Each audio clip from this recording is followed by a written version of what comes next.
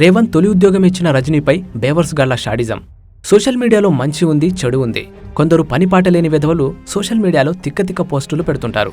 లైకుల కోసం, వ్యూస్ కోసం హద్దుమీరి ప్రవర్తిస్తుంటారు. రాజకీయాలు, సినిమాల విషయమైతే చెప్పాల్సిన పని లేదు. కనీసం సంస్కారం కూడా లేకుండా పోస్టులు, కామెంట్లు పెడుతుంటారు. చివరకు దివ్యాంగులను కూడా వదలకుండా షాడిజం ప్రదర్శిస్తుంటారు. రేవంత్ రెడ్డి అధికారంలోకి వచ్చాక తొలి ఉద్యోగం పొందిన దివ్యాంగురాలు రజనీపై సోషల్ మీడియాలో కొందరు సైకోలు పిచ్చి పిచ్చి కామెంట్లు, పోస్టులు పెడుతున్నారు. ఊరు పేరు లేని ఓ షాడిస్ట్ మరింత బరి తెగించి ఆమెను కించపరిచే పోస్ట్ పెట్టాడు. ప్రముఖ హాలీవుడ్ దివ్యాంగ నటుడు పీటర్ డిక్లెన్స్ ఫోటోను, రజనీ ఫోటోను పక్కపక్కన పెట్టి ఈ జంట ఎలా ఉంది అని రాసుకొచ్చాడు. ఇద్దరు దివ్యాంగులు కావడంతో చూసే వాళ్లకు వినోదంగా ఉంటుంది. అతడు ఈ దుర్మార్గానికి తెగబడ్డాడు. వాడి ఐడి పేరు వాడి సైకో చేష్టల్లాగే ఉంది.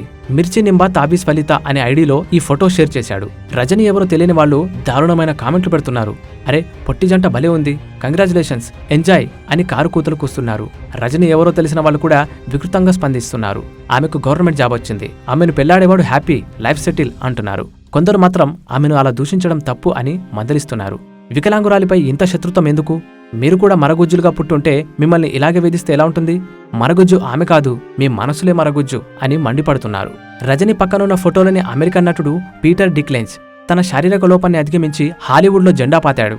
Hit web series Game of Thrones అతనికి చాలా పేరు తెచ్చింది.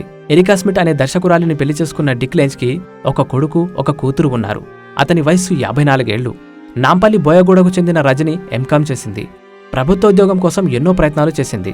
దివ్యాంగురాలు కావడంతో ప్రైవేట్ ఉద్యోగం కూడా రాలేదు. ఆమె అక్టోబర్ నెలలో గాంధీభవన్లో రేవంత్ రెడ్డిని కలిసి గోడు వెళ్లబోసుకుంది. కాంగ్రెస్ ప్రభుత్వం అధికారంలోకి వచ్చాక తొలి ఉద్యోగం ఆమెకే ఇస్తానని రేవంత్ హామీ ఇచ్చాడు.